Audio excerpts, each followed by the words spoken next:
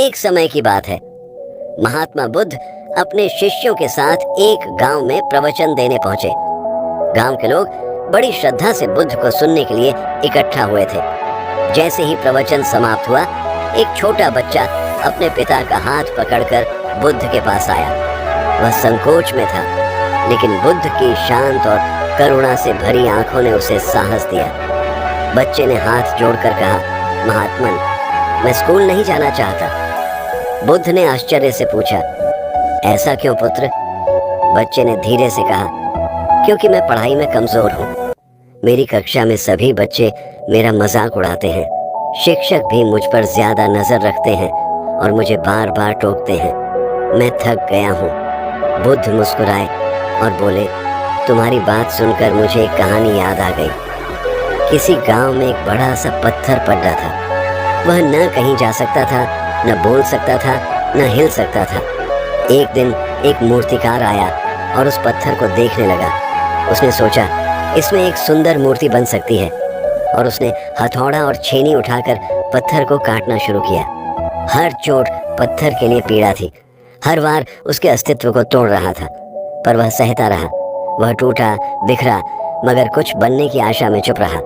दिन बीते, महीने बीते, आखिरकार वही पत्थर एक सुंदर मूर्ति में बदल गया। लोग अब उसे पूजने लगे।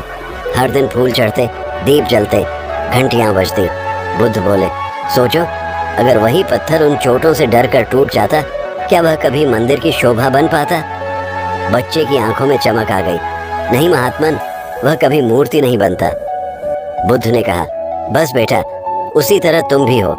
अगर तुम आज हार मान लोगे तो लोग तुम्हें भूल जाएंगे, लेकिन अगर तुम मेहनत करोगे, बार बार गिरकर उठोगे, तो एक दिन तुम भी पूजे जाओगे, किसी अच्छे कर्म, किसी ज्ञान, किसी उदाहरण के रूप में। बुद्ध वहीं से आगे बढ़े। गांव की गलियों से होकर एक दूसरे मोहल्ले में पहुंचे। तभी उन्होंने देखा, एक व्यक्ति पीपल के पेड़ के नीचे आराम से लेटा था। उसकी पत्नी पास खड़ी रो रही थी। उसकी गोद में एक छोटा बच्चा था। जैसे ही बुद्ध पास आए, वह स्त्री उनके चरणों में गिर गई। वह बोली, महात्मन, मैं क्या करूं?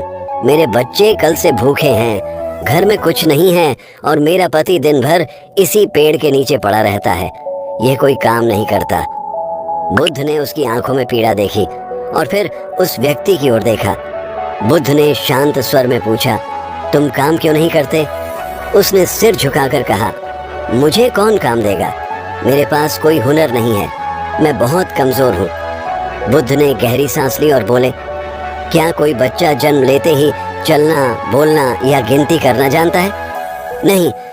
उस व्यक्ति ने धीरे से कहा, तो फिर ये हुनर आते कहाँ से हैं? सीखने से। बुद्ध ने आगे कहा, ठीक उसी प्रकार कोई भी व्यक्ति मेहनत करके किसी भी क्षेत्र में पारंगत हो सकता है, लेकिन यदि तुम कमजोरी को अपनी नियति मान लो तो फिर तुम कहीं नहीं पहुंच सकते। पर क्या मेहनत से कुछ बदल सकता है? उसने संदेह से पूछा। बुद्ध बोले, चलो तुम्हें एक और कहानी सुनाता हूँ। एक गांव में दो किसान रहते थे। दोनों के पास एक ही जैसी बंजर जमीन थी। एक किसान ने कहा, इस जमीन में कुछ नहीं उग सकता, मैं क्यों मेहनत करूं? और वह बैठकर अपनी किस्मत को कोसता रहा। दूसरे किसान ने कहा, शायद ये जमीन कठोर है, लेकिन अगर मैं इसे रोज जोतता रहूं, खाद डालूं, पानी दूं, तो कुछ न कुछ उगेगा। वह दिन रात मेहनत करता रहा। 6 महीने तक उसे कुछ नहीं मिला, लेकिन उसने हार नहीं मानी। 7वें महीने में हरियाली उगाई। साल भर में वह किसान गांव का सबसे समृद्ध व्यक्ति बन गया।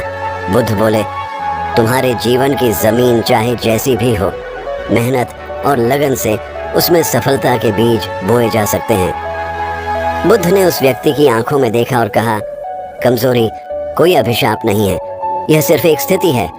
अगर तुम मेहनत नहीं करोगे तो यही कमजोरी स्थायी हो जाएगी, लेकिन अगर तुम रोज थोड़ा थोड़ा करके खुद को सुधारते रहो तो यही कमजोरी एक दिन ताकत बन जाएगी। उस व्यक्ति ने सिर झुकाकर बुद्ध से कहा, महात्मन, मैं अब कुछ भी काम करने को तैयार हूँ, बस बताइए कि शुरुआत कहाँ से करूँ? बुद्ध ने मुस्कुराते हुए कहा, किसी भी छोटे काम से शुरू करो। लकड़ी काटो, कुएं से पानी भरो, खेत में मजदूरी करो। कोई काम छोटा नहीं होता, परिश्रम का कोई विकल्प नहीं होता। बुद्ध के उस दिन के उपदेश ने गांव के अनेक लोगों के जीवन की दिशा बदल दी। वह बच्चा जिसने पढ़ाई छोड़ने का मन बना लिया था, अब रोज सबसे पहले स्कूल जाने लगा। उसने ठान लिया, मैं भी एक दिन कुछ बनूंगा। वह आलसी व्यक्ति अब गांव के कुएं पर मजदूरी करता था। धीरे धीरे खेती सीखने लगा। कुछ ही महीनों में उसके घर में अनाज आने लगा। पत्नी मुस्कुराने लगी और बच्चे की हंसी लौट आई। गांव के लोग अब एक दूसरे को कहते, महात्मा बुद्ध ने सही कहा था, कमजोरी कोई बहाना नहीं होती, मेहनत ही असली रास्ता है।